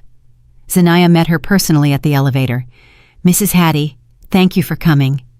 You said you wanted to talk about my Keisha. The old woman's voice was rough from crying. The doctors say she can come home in a few days, but home to what? She lost everything because of that man. I know, and I'm truly sorry for what happened to her. Zanaya guided Mama Hattie toward a private conference room away from curious eyes. Please sit down. Can I get you anything, water, coffee? I don't need nothing from you. Mama Hattie sat heavily in a leather chair that seemed to swallow her small frame. I just need to understand. Why did my daughter have to suffer? She was a good girl. She went to church. She sent money home. She called me every week. How did she end up like this? Zanaya sat across from her and took a deep breath. This conversation was going to be painful, but Mama Hattie deserved the truth. Your daughter was having an affair with my husband. It had been going on for almost a year. He set her up in a luxury apartment, bought her expensive gifts, made her believe he was going to leave me and marry her. Mama Hattie shook her head violently. No, my Keisha wouldn't do that. She was raised right. I have photographs, Mrs. Hattie, bank records, text messages. Zanaya's voice was gentle but firm. Keisha knew Travante was married. She knew what she was doing, and when she got pregnant she thought it would force him to choose her. But he tried to kill her instead. He tried to kill both of us. The poison was meant for me, but when Kishia ate it instead, Travante didn't seem particularly upset. He was planning to eliminate her eventually anyway. She had become inconvenient. Mama Hattie's weathered face crumpled. My baby. My poor stupid baby. She made terrible choices. She helped destroy my marriage, even if she didn't know the full extent of what Travante was planning. But she didn't deserve what happened to her. No one deserves that. What's going to happen now? The doctors say she can't have no more children. Her whole life is ruined. Zanaya reached into her bag and pulled out an envelope. This is her final paycheck plus severance. It's enough to cover her medical bills and get you both back home. I'm not pressing charges against Keisha for her role in the affair. She's suffered enough. Mama Hattie stared at the envelope like it might bite her. Why would you do this after what she did to your marriage? Because holding on to anger won't change what happened. Because my father taught me that mercy is more powerful than revenge. And because I'm going to be a mother soon, and I understand what you're feeling right now. Zanaya placed the envelope on the table between them. Take your daughter home, Mrs. Hattie. Let her heal. Give her a chance to become the person you raised her to be. Mama Hattie picked up the envelope with trembling hands. When she looked up, tears were streaming down her cheeks. You're a good woman, better than my Kishia deserved, better than any of us deserved. I'm just trying to survive, same as everyone else. After Mama Hattie left, Zanaya sat alone in the conference room for a long time. The afternoon sun slanted through the windows, casting long shadows across the polished table. In a few hours, she would have to give a press statement. In a few days, the preliminary hearing would begin. In a few weeks, her entire life would be picked apart by lawyers and journalists and anyone else who wanted a piece of the scandal. But for now, in this quiet moment, she allowed herself to feel the weight of everything that had happened. 3 days ago, she had been a wife who suspected her husband of infidelity, but still hoped she was wrong. Now she was a widow in all but name, the victim of an attempted murder, and the sole leader of a company in crisis. The transformation was dizzying. Her phone buzzed. A text from Detective Morrison. Travante requested to see you. Says he needs to explain. Your call if you want to come. Zanaya stared at the message for a long moment. Every rational part of her brain screamed that this was a bad idea. Travante was a master manipulator. He would use any opportunity to twist her emotions to plant seeds of doubt, to find a weakness he could exploit. But another part of her needed to face him, needed to look him in the eyes and show him that she was not afraid, that she had not been broken, that he had failed in every possible way. She typed her response. I'll be there in an hour. The detention center smelled like industrial cleaner and despair. Zanaya was escorted through multiple security checkpoints, each one stripping away another layer of the normal world until she stood in front of a thick plexiglass window with a telephone receiver on either side. Travante was already waiting. He looked worse than his mugshot. His orange jumpsuit hung loosely on his frame as if he had lost weight overnight. His eyes were bloodshot, his hands trembling slightly as he picked up the receiver. You came. His voice through the phone was tinny and distant. I wasn't sure you would. I almost didn't. Zanaya picked up her own receiver, her fingers tight around the plastic. What do you want Travante to explain, to make you understand? Understand what? That you tried to kill me, that you've been sleeping with half the women in Atlanta while pretending to be a devoted husband, that you were stealing millions from my father's company to fund your lifestyle. She laughed bitterly. I understand perfectly. It wasn't supposed to go this way. Travante leaned closer to the glass desperation etched into every line of his face. The plan was just to cause a miscarriage. I never wanted to hurt you, Zanaya. I love you. You love my money. You love my company. You love the status that comes with being married to me. But you don't love me. You never did. That's not true. Then explain the recordings. Explain why you told Soraya that you wanted me dead. Explain why you were planning to marry her within a year of my supposed death. Travante's face twisted. Soraya manipulated me. She was obsessed with having me back after all these years. She convinced me that you were holding me back, that I could never reach my full potential while I was tied to you and your family legacy. So it's her fault. Just like Keisha's pregnancy was her fault. Just like the embezzlement was DeAndre's fault. Zanaya shook her head. You've never taken responsibility for anything in your life, have you? It's always someone else's fault. Someone else's manipulation. Someone else's betrayal.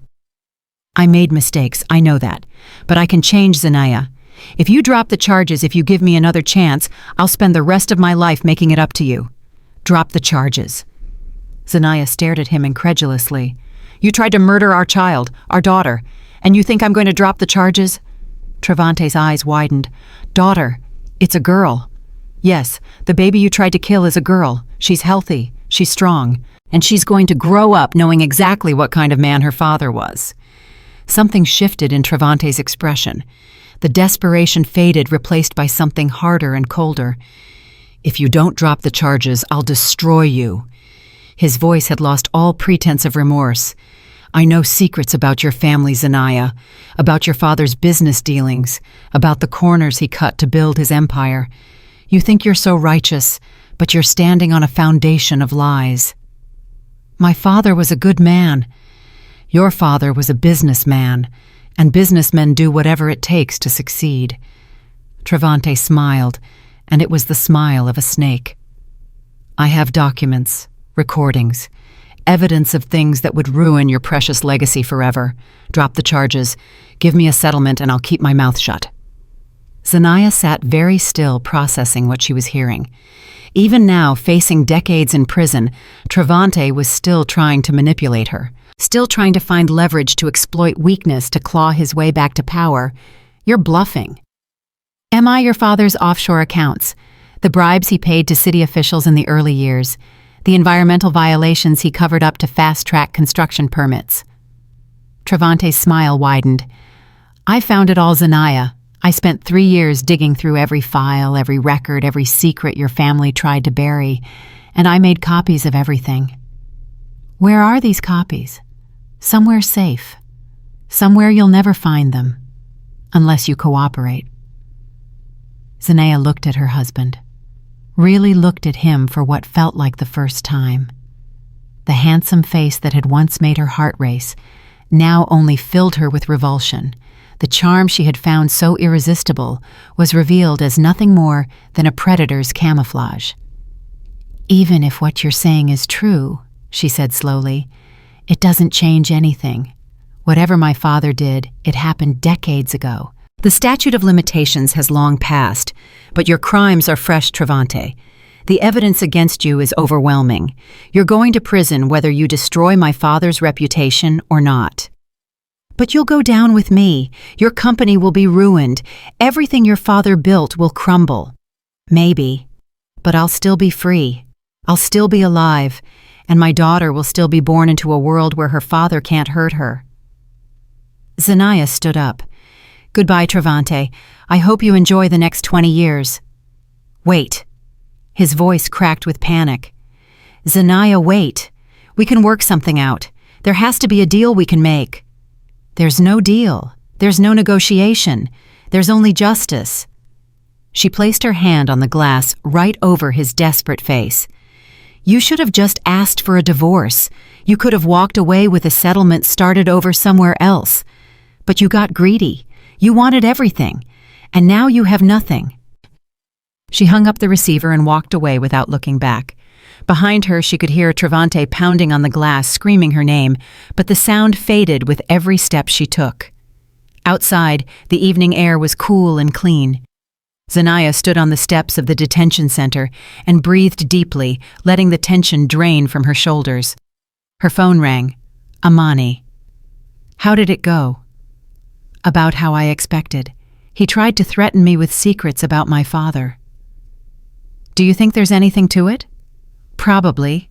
My father wasn't a saint. No one builds an empire without getting their hands dirty. Zanaya walked toward her car. But whatever he did it to create something lasting, something that would provide for his family for generations. Travante tried to tear it all down for personal gain. There's a difference. What are you going to do? The same thing I've been doing. Protect my company, protect my daughter, and let the justice system handle my husband. She opened her car door. Can you meet me at the office in an hour? We need to start preparing for the preliminary hearing. I'll be there.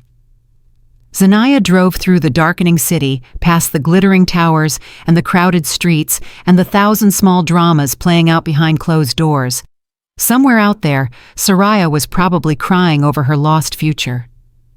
Kitsia was packing her bags to return to a small town where everyone would whisper about her shame. DeAndre was cooperating with prosecutors, trading his freedom for his testimony. And Travante was sitting in a cell, finally beginning to understand that his charm and his schemes and his carefully constructed lies could not save him from the consequences of his actions. The road ahead would be long and difficult. The trial, the media coverage, the endless scrutiny of her private life, raising a child alone while running a company in crisis, rebuilding her reputation and her confidence and her ability to trust. But Zanaya had survived worse. She had survived a husband who tried to murder her.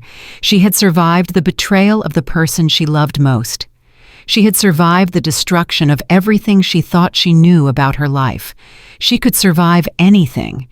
At a red light, she rested her hand on her stomach and felt the baby kick, strong and steady, just like her mother. "We're going to be okay," she whispered. "I promise you, we're going to be okay." The light turned green, and she drove on into the night, leaving the shadows of her past behind and moving toward whatever future awaited. The preliminary hearing came 3 weeks later. Zanaya sat in the front row of the courtroom, her growing belly now visible beneath her tailored black dress. Amani sat beside her, a silent pillar of support. Behind them, the gallery was packed with reporters, curious onlookers, and employees from Jenkins Property Development who had come to witness the downfall of the man who had betrayed them all. Travante was brought in through a side door, flanked by 2 officers. He wore a suit instead of his orange jumpsuit, a small concession to courtroom dignity, but nothing could hide the defeat in his posture. His eyes found Zanaya immediately, and she saw the desperate plea in them, the last flicker of hope that she might somehow save him. She looked away. The judge, a stern woman in her 60s named Patricia Coleman, called the proceedings to order. The prosecution laid out their case with methodical precision. The poisoned chitlins, the recordings of Travante planning the murder, the financial records showing years of embezzlement, the testimony of Soraya DeAndre and Kitsia, all of whom had agreed to cooperate in exchange for reduced sentences. Travante's defense attorney tried to paint a picture of a man driven to desperate measures by a cold, distant wife. He suggested that Zanaya had manipulated the evidence, that the recordings had been doctored, that the witnesses had been coerced. But the evidence was overwhelming. When the prosecution played the voice memo in open court, Travante's own words echoing through the chamber, the gallery fell silent. "Maybe she survives, maybe she doesn't. Either way, I'm free." The casual cruelty of it, the complete lack of remorse, left even the most cynical observers shaken. Judge Coleman bound Travante over for trial on all charges. Bail was denied. As the officers led him away, Travante turned to look at Zanaya one last time. His mouth moved, forming words she could not hear over the commotion of the courtroom, but she could read his lips clearly enough. "This isn't over." She met his gaze without flinching. Then she turned and walked out of the courtroom, head held high, leaving him to whatever fate awaited. The trial began 2 months later, in the dead of winter.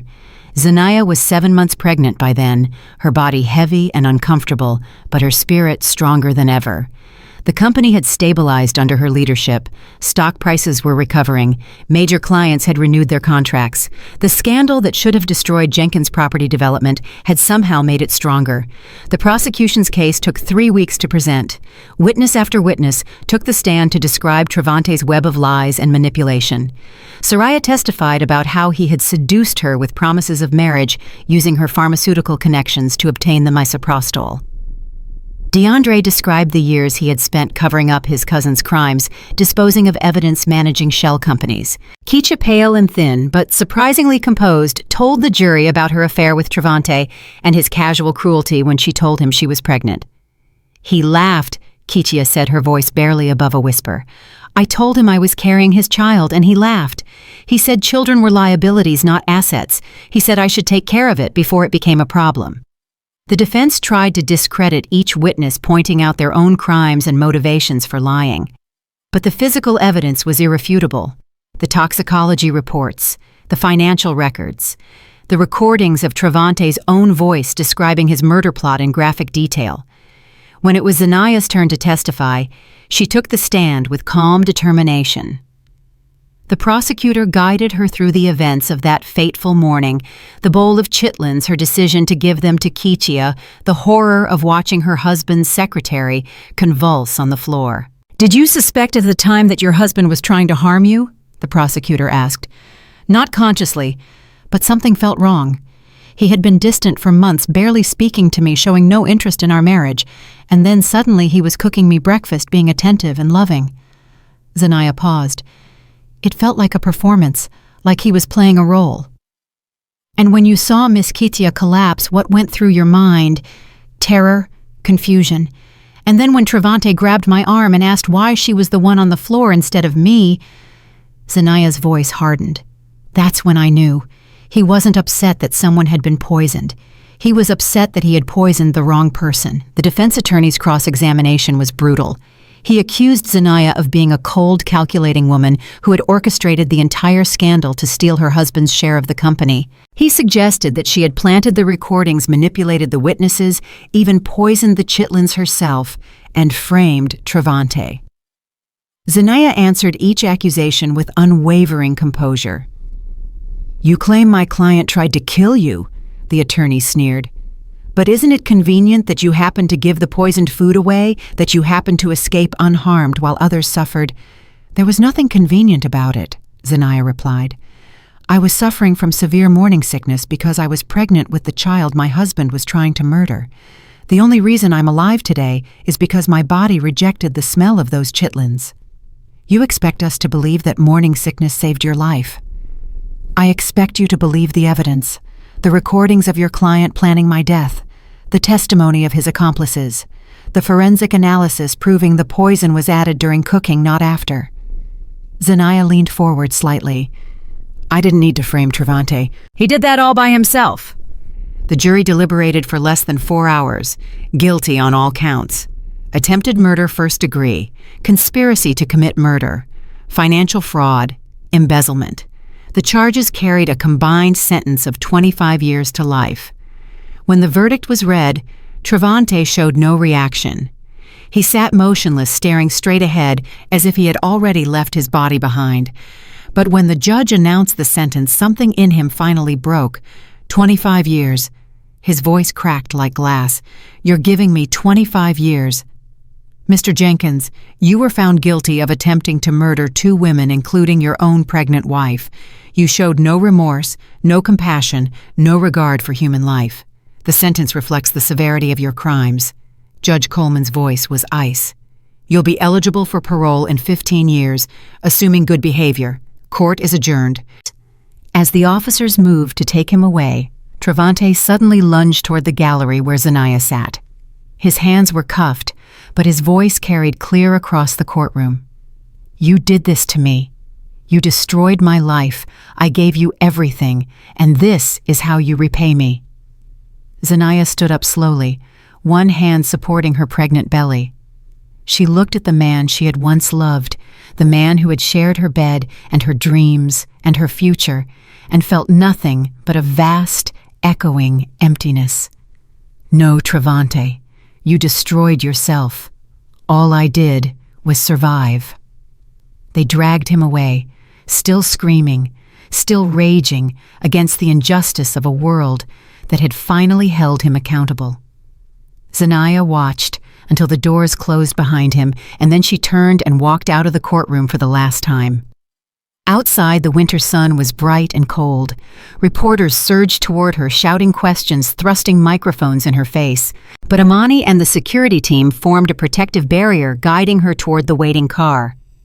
"Mrs. Jenkins, do you have any comment on the verdict?" "Mrs. Jenkins, what's next for Jenkins Property Development?" "Mrs. Jenkins, how do you feel knowing your husband will spend the next 25 years in prison?" She paused at the car door and turned to face the cameras. "Justice was served today," she said, her voice steady and clear. "My husband tried to murder me and our unborn child for money and power. He failed, and now he'll have plenty of time to reflect on his choices." She opened the car door. "That's all I have to say." The drive home was quiet.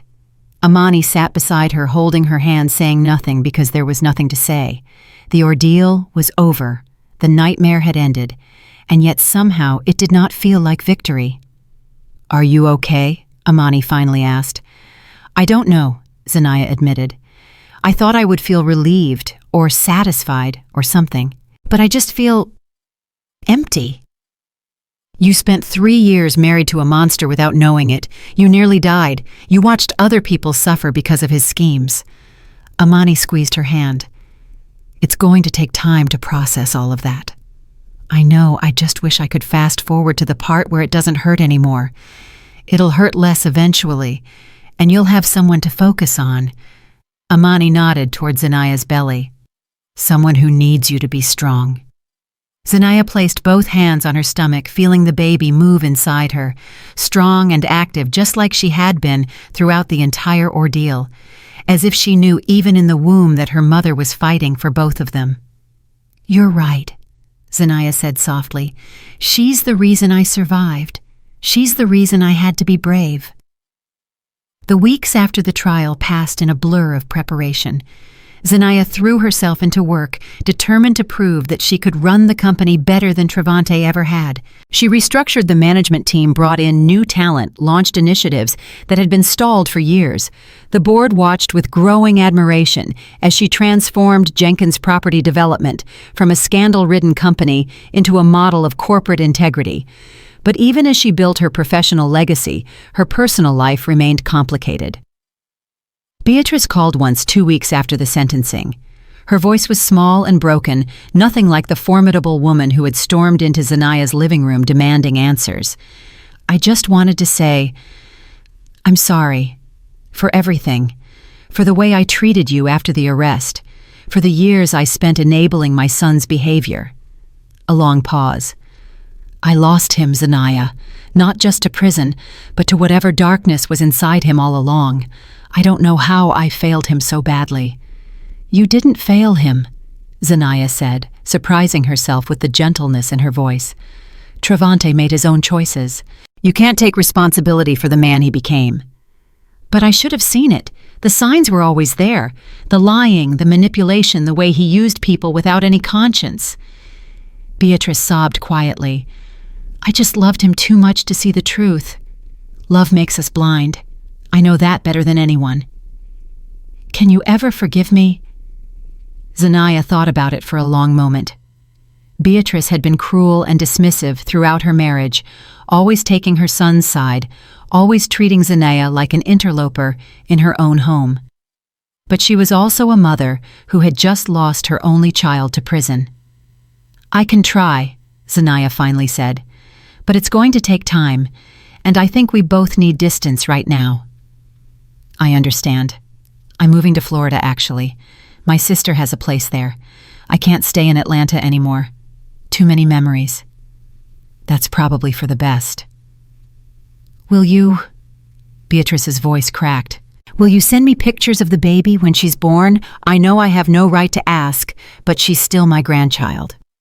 Zanaya closed her eyes. The request should have angered her. This woman's son had tried to murder that grandchild before she was even born, but anger required energy, and Zanaya had none left to spare. "I'll think about it," she said.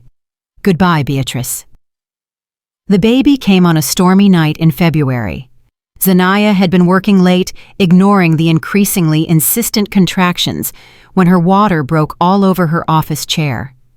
Amani drove her to the hospital, while simultaneously calling the doctor, the doula, and everyone else on the emergency contact list. The delivery was long and difficult. 18 hours of labor, each contraction more intense than the last. At times, Zanaya thought she could not do it, could not push anymore, could not endure another wave of pain. But then she would think of everything she had already survived, and she would find the strength to continue. At 3:47 in the morning, her daughter entered the world screaming. "It's a girl," the doctor announced, placing the tiny, squalling bundle on Zanaya's chest. 7 pounds, 4 ounces, perfect in every way. Zanaya looked down at the face of her child and felt something crack open inside her. All the pain, all the fear, all the anger and grief and determination that had carried her through the past year, it all dissolved in an instant, replaced by a love so fierce and overwhelming that she could barely breathe. "Hi, baby," she whispered, tears streaming down her face. "Hi, my sweet girl. I'm your mama, and I promise I will never let anyone hurt you, ever." She named her Serenity. It seemed fitting. After all the chaos and violence and betrayal, Zanaya craved nothing more than peace. And this child, this miracle who had survived a murder attempt before she was even born, deserved a name that reflected the calm after the storm. The first weeks of motherhood were harder than anything Zanaya had ever experienced, harder than running a company in crisis, harder than testifying at her husband's trial, harder than rebuilding her life from the ashes of her marriage. Serenity did not sleep.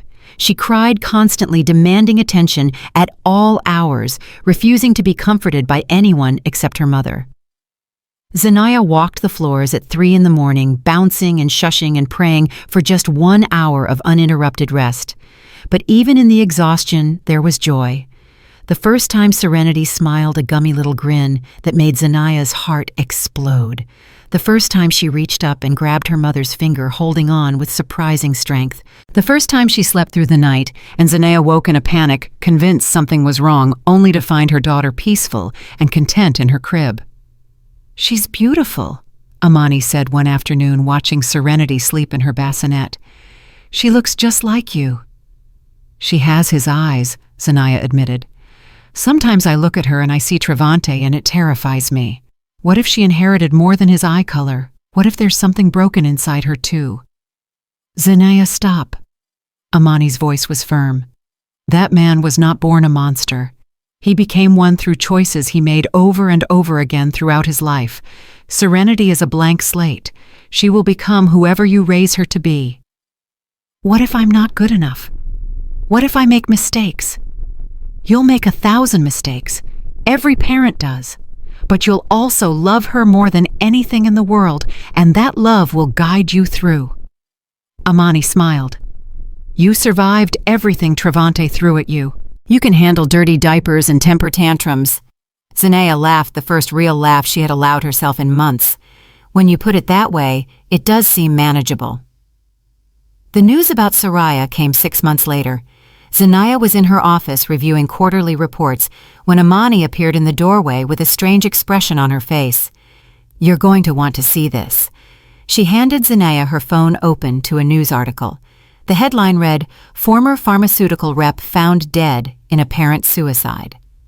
Soraya Collins had been found in her apartment, an empty bottle of pills beside her, a note apologizing for everything she had done. The article described her fall from grace, the loss of her pharmaceutical license, the criminal conviction, the civil lawsuits from Zanaya and Kishia that had bankrupted her completely. "She couldn't live with what she helped do," Amani said quietly. "The guilt destroyed her." Zanaya stared at the photo accompanying the article. Soraya looked nothing like the glamorous woman who had walked into that coffee shop a year ago.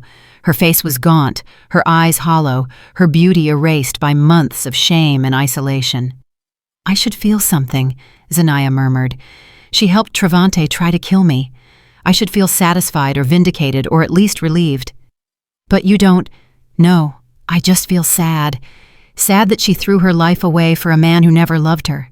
Sad that she couldn't find a way to rebuild after everything fell apart." Zanaya handed the phone back. She made terrible choices, but she didn't deserve to die alone in an empty apartment. "You're more compassionate than most people would be." "I don't know if it's compassion or exhaustion. I'm so tired of being angry, Amani. Anger kept me alive when I needed it, but I can't carry it forever. I have a daughter to raise, a company to run, a life to live." Zanaya turned back to her reports. "Soraya is gone. Travante is in prison. It's time to stop looking backward and start looking forward." The years that followed were the best of Zanaya's life.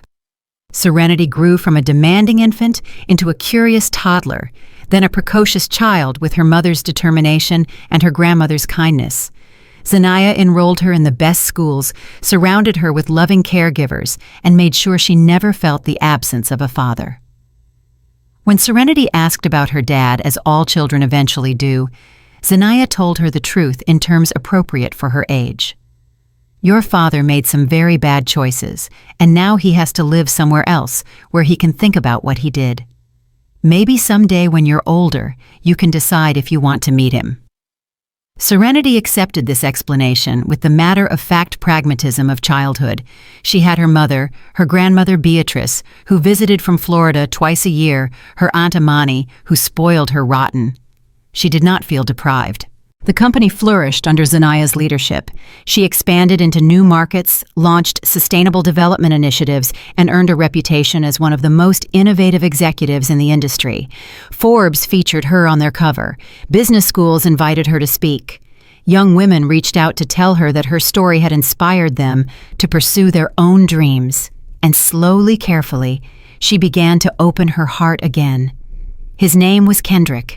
He was a contractor who had worked with Jenkins Property Development for years, a calm and steady man who had watched Zanaya's transformation from afar with quiet admiration. He did not pursue her aggressively or shower her with grand romantic gestures.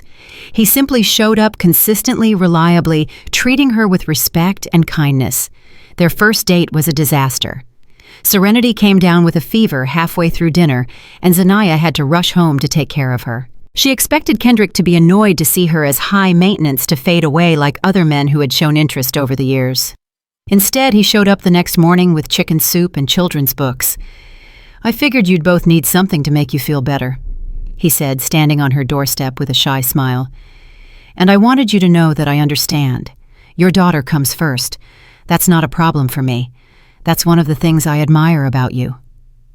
It was not love at first sight. It was something slower and deeper, built on trust and shared values, and the kind of patience that only comes from maturity. Kendrick never tried to replace Serenity's father or pretend that Zanaya's past did not exist. He simply offered himself as a partner, someone to share the burdens and the joys of life. They married 2 years later in a small ceremony attended only by close friends and family. Serenity served as flower girl, scattering rose petals with gleeful abandon. Amani was maid of honor. Even Beatrice came tearful and grateful to be included. "You deserve this," Amani whispered, as Zanaya prepared to walk down the aisle. "You deserve happiness." "I know," Zanaya said. "It took me a long time to believe that, but I finally do." The call from the prison came on Serenity's 5th birthday.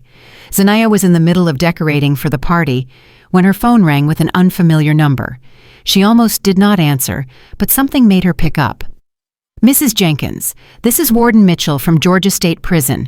I'm calling about your ex-husband, Trevante Jenkins." Her blood went cold. "What about him?" "I regret to inform you that Mr. Jenkins was involved in an altercation with another inmate yesterday. He sustained serious injuries and was transported to the medical facility. He's asking to see you and your daughter." Zanaya stepped out of the party preparations and walked into the quiet of her office. "What kind of injuries?" "Stab wounds. He's in critical condition. The doctors aren't sure he'll make it through the night." She should have felt something: fear, satisfaction, grief, anything. But there was only a distant numbness, as if the warden was talking about a stranger. "I'm not coming," she said finally, "and my daughter will never meet him." "Ma'am, he's asking specifically for you. He says he has things he needs to say." He had 3 years to say whatever he needed to say. He chose to spend that time threatening me and trying to manipulate the system. Zanaya's voice was firm. "Trevante Jenkins stopped being my husband the moment he tried to kill me. If he dies tonight, he dies alone. That's the consequence of his choices." She hung up before the warden could respond. For a long moment, she stood in the silence of her office, processing what she had just learned. The man who had haunted her nightmares for years was dying. The monster under the bed was finally being slain, and she felt nothing but relief. "Mama." Serenity's voice came from the doorway. "Are you okay? Everyone's waiting for you." Zanaya turned and smiled at her daughter. 5 years old, bright-eyed and curious, wearing a princess dress she had picked out herself. The best thing that had ever happened to her, born from the worst experience of her life. "I'm perfect, baby girl. Let's go celebrate your birthday." She took Serenity's hand and walked back into the party, leaving the past behind forever. Travante died that night alone in a prison hospital bed, surrounded by guards instead of family. Zanaya received the notification the next morning and filed it away without ceremony. She did not attend the funeral. She did not mourn. Instead, she took Serenity to the park, pushed her on the swings, and watched her laugh in the sunshine. She went home and cooked dinner with Kendrick, talking about nothing important, enjoying the simple pleasure of domesticity. She put her daughter to bed and read her favorite story, the one about the brave princess who saved herself from the dragon. "Mama," Serenity said sleepily, "will you always protect me? Always, baby, no matter what. Promise. I promise." She kissed her daughter's forehead and turned off the light, standing in the doorway for a moment to watch her settle into sleep. This child, this miracle, this reason for everything. Zanaya walked downstairs to where Kendrick was waiting with 2 glasses of wine and a knowing smile. Long day. Long 5 years. She took the wine and settled into his arms on the couch. "But it's over now. Really, truly over. How do you feel?" She thought about it. The fear was gone. The anger had faded. The grief for the marriage she thought she had, the future she thought she was building, had transformed into acceptance and finally gratitude. "Free," she said. "I feel free." Outside, the night was calm and clear. Stars glittered in the darkness, indifferent to human drama, eternal and unchanging. Somewhere in that vast universe, Zanaya's father was watching over her, proud of the woman she had become. Somewhere her daughter was dreaming sweet dreams, safe and loved. Somewhere a new day was waiting to begin. She had survived the storm. She had rebuilt from the ruins. She had transformed tragedy into triumph, pain into purpose, betrayal into a better life. And she knew with absolute certainty that whatever came next, she would be ready. Because she was Zanaya Jenkins, CEO, mother, survivor, and nobody would ever break her again.